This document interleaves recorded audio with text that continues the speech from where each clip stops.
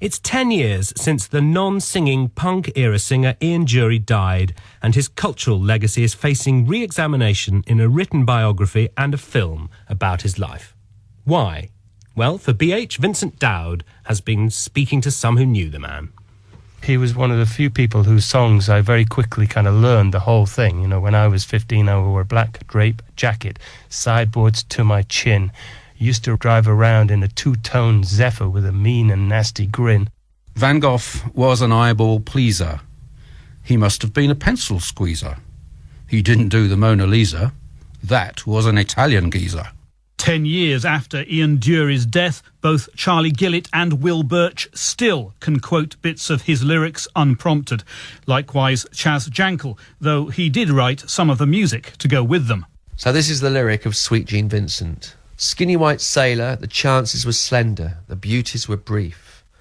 Shall I mourn your decline with some Thunderbird wine and a black handkerchief? I miss your sad Virginia whisper. I miss the voice that called my heart. Sweet Jean Vincent, young and old and gone. Part of the Dury talent was that he could flip in an instant from that almost Tennysonian lament to driving rock and roll. White face, black shirt, white socks, black shoes, black hair, white stripe, bled white, dyed black. Sweet Jean Vincent, let the blue cats roll tonight.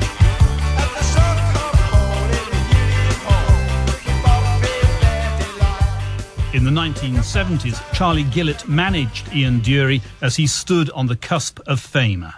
I soon became convinced that he was the most interesting lyricist, certainly of his time then, and for quite a while in Britain. I told him I thought he stood comparison with Lieber and Stoller, who wrote great songs for the Coasters, Cole Porter and that whole generation of American writers. He was very, very particular about the way he used words. Reasons to be cheerful, part 3. Health service glasses, gigolos and brasses, round or skinny bottoms. Taking mum to Paris, lighting up the chalice, Wee Willie Harris. Bantu Stephen Biko, listening to Rico, Harpo Groucho Chico. Cheddar cheese and pickle, the Vincent motorcycle, slap and tickle. Did it become evident pretty quickly that what you were dealing with was essentially a writer? Is that how you viewed him? I think he probably saw himself as a writer, who happened to be in a band that way round. It wasn't really singing, he was just saying the words. But if you put the right music under it, the music carried you along.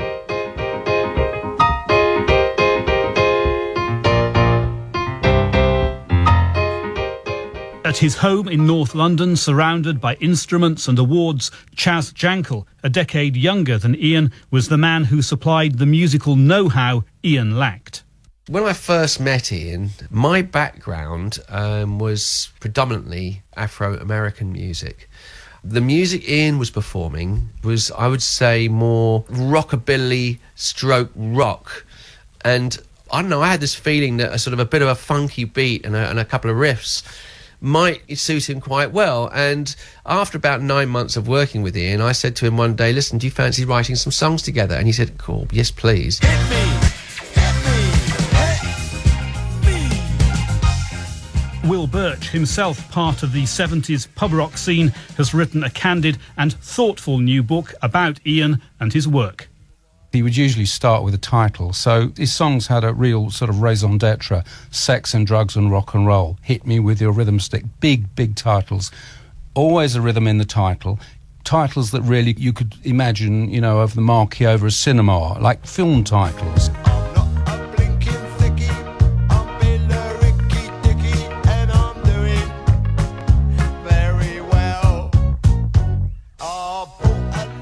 Titles such as Billericay Dickie made Ian seem a proto-Essex man. In fact, he was born a world away in Harrow. After being afflicted with polio, he spent 3 years at a school for the physically disabled, then became a boarder at grammar school in High Wycombe. Later, he studied at the Royal College of Art.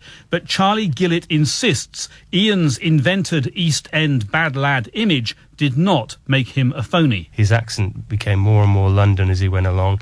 And it was a funny mixture because there was elements of jazz speak in it as well.